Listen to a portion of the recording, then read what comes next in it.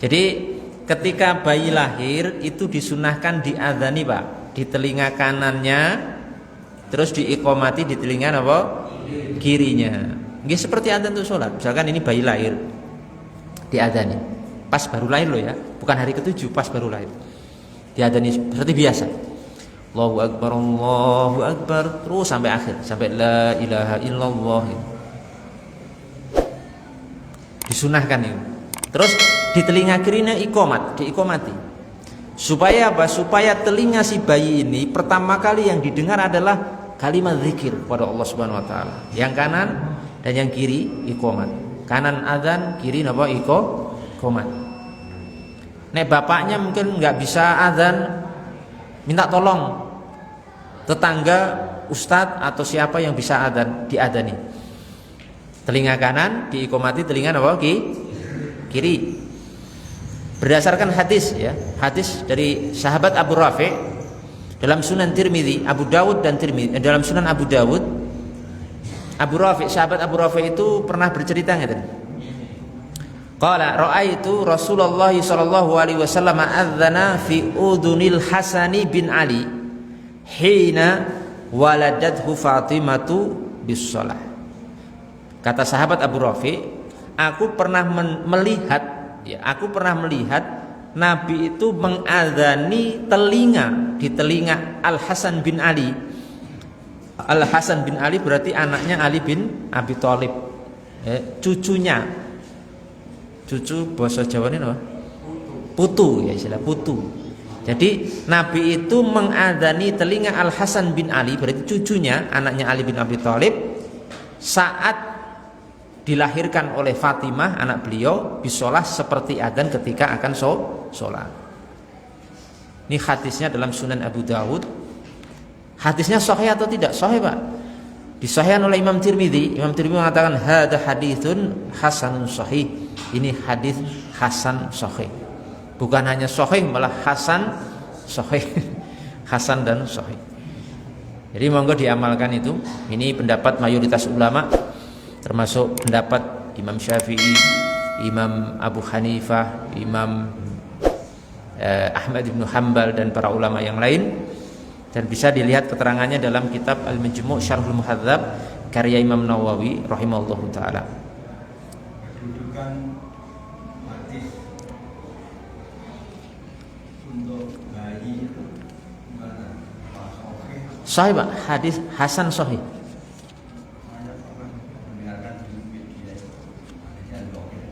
Tidak, mungkin keliru itu. Ini yang mensahihkan Imam Tirmidzi, ya.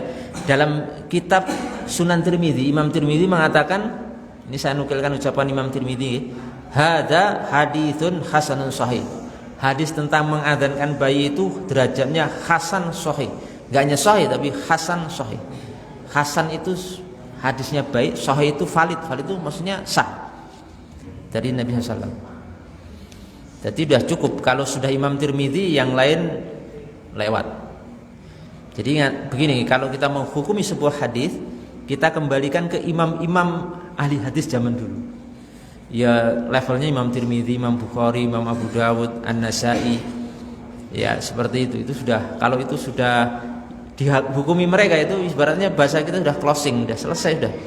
Kalau ada ulama zaman sekarang dhaif, lewat, tidak kanggu gitu. Karena Imam Tirmidzi itu hafal ribuan, puluhan, bahkan bisa jutaan hadis. Ulama zaman sekarang mungkin arba'in 40 hadis nggak hafal. Ya jadi nggak bisa istilahnya disanding aja nggak bisa. Imam Muslim dalam sahihnya itu mencantumkan 3.000 sekian hadis. Padahal yang dihafal itu 300.000 Pak. Disaring tersisa 3.000 sekian. Yang dihafal itu berarti yang 300.000 hadis. Yang dikuasai Imam Muslim 300.000 hadis. Tapi yang ditulis dalam Sahih Muslim hanya 3.000 hadis. Jadi hafalan ulama zaman dulu jangan ditanya. Imam Ahmad tuh hafal 1 juta hadis. Jadi cara kita menghukumi sebuah hadis seperti itu. Kalau hadis itu sudah dihukumi oleh para ulama zaman dulu, imam-imam ahli hadis seperti Imam Tirmidzi, Al-Bukhari, Muslim, Abu Dawud, An-Nasa'i dan lain sebagainya, itu sudah closing bahasa kita, sudah selesai, udah nggak usah diutek-utek, udah itu aja. Buku-buku yang sampai zaman sekarang itu, yang tercetak itu tidak bisa memuat seluruh ilmu ulama. Artinya gini, buku-buku yang sampai ke kita itu nggak komplit. Lebih komplit hafalannya para imam. Jadi zaman dulu kan banyak peperangan, zaman dulu banyak terjadi pemusnahan kepada kitab-kitab ulama, dibakar, dibuang ke Laut Merah, dibuang ini dan seterusnya, dimusnahkan. Nah, yang dihafal para ulama dulu itu enggak semuanya sampai ke kita, enggak semuanya sampai ke kita, tertulis di buku enggak semuanya sampai, tapi ada di hafalan mereka. Maka mereka mengatakan ini sahih, sudah selesai itu, sudah selesai. Ya, termasuk nanti kalau kita membaca lebih dalam ya, sebagai azan itu bisa digunakan. Mungkin ada yang bertanya, loh, azan katanya panggilan sholat, kok untuk ini itu, kok untuk ngadani bayi, untuk ada orang mati diadani dan seterusnya. Iya, maksudnya azan itu memang fungsi utamanya untuk memanggil orang sholat, tapi tidak menutup kemungkinan dipakai untuk hal-hal yang sudah disebutkan, seperti dalilnya tadi ya, dalam Sunan Abu Dawud untuk mengadzani anak bayi yang baru lahir. Termasuk untuk meruqyah juga bisa. Apa? Meruqyah ya kan. Untuk meruqyah, adzan digunakan untuk meruqyah juga bisa. Dan itu ternyata karena ada hadisnya ya. Adzan, suara adzan itu kalau mau adzan itu jin-jin kan pada lari. Enggak kuat mendengar suara adzan itu. Makanya sebagian ahli ruqyah ya bil qaf, bukan ruqyah. Kalau ruqyah itu melihat, Pak. Kalau ruqyah itu mengobati. Diadzani mawon. Jadi kalau panjenengan tonggone ada yang kesurupan, mangadzan mawon, ora melayu jine. Jadi mengambil dalil itu kita saat digunakan adzan, maka saya maksudnya akan lari terdiri gitu. Ya, itu bisa dipakai dalil untuk masalah meruqyah orang yang kesurupan dengan adzan.